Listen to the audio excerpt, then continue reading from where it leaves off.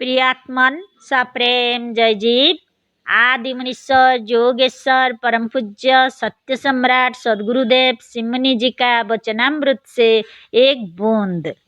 महात्माओं का सर्वोच्च सिद्धांत तो यह है कि आत्मा अलग है और शरीर अलग। शरीर से आत्मा को पृथक मानना ही महात्माओं की दृष्टि से बहुत बड़ा ज्ञान है।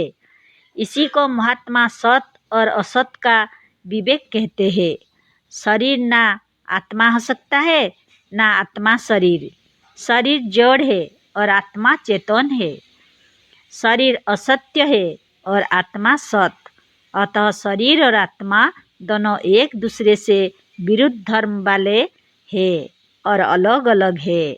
महात्माओं की दृष्टि में इन दोनों का एक समझना महापाप है।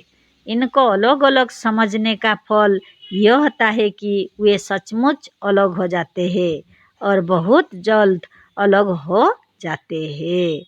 अब सोचना यह है कि क्या यह सिद्धांत निभ्रांत और सत्य है अथवा इसमें कोई भूल है। हमारी समझ में तो इस सिद्धांत में बहुत बड़ी भूल है।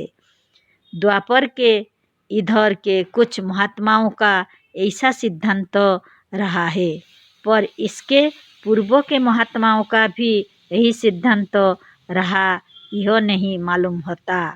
कारण यह है कि बहुत प्राचीन काल के महात्मा थोड़ी आयु के नहीं होते थे, किंतु बहुत प्राचीन काल के महात्माओं की बहुत बड़ी आयु हुई है।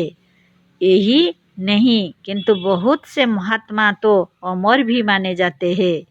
अच्छा, तो इन लोगों के दीर्घ आयु और अमर होने का कारण क्या है। हम कहते हैं कि इसका उत्तर बहुत सरल है। यदि पूर्वोक्त सिद्धांत अकाल मृत्यु के कारण है तो उनके विरोधी सिद्धांत दीर्घायु या अमर होने के कारण होंगे। विचार करने पर वेदांत के सिद्धांतों में यह नहीं मालूम होता है कि शरीर पृथक है और आत्मा पृथक। वेदांत का मुख्य सिद्धांत तो यह है कि सर्व खलु इदं ब्रह्म, सब कुछ ब्रह्म है। नेह नानास्ति, इस संसार में नानात्व नहीं है।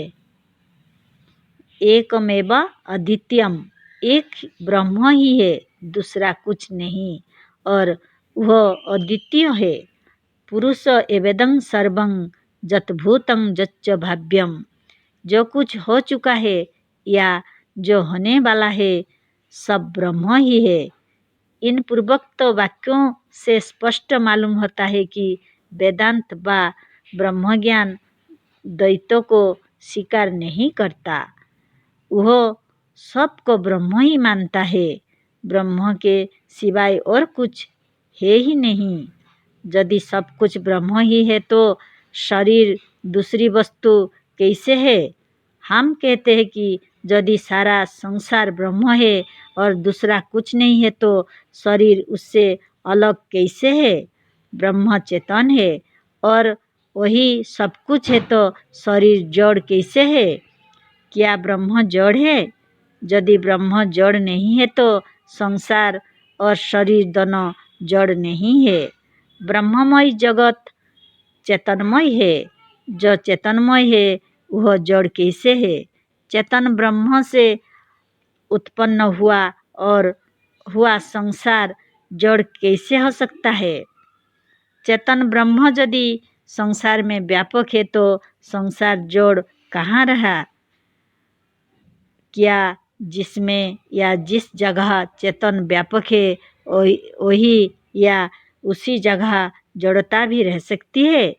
क्या किसी जगह जड़ता भी है जहाँ चेतन ब्रह्म व्यापक नहीं है। जो सर्वव्यापक नहीं वह क्या ब्रह्म अथवा ईश्वर हो सकता है। कभी नहीं। जय जीव।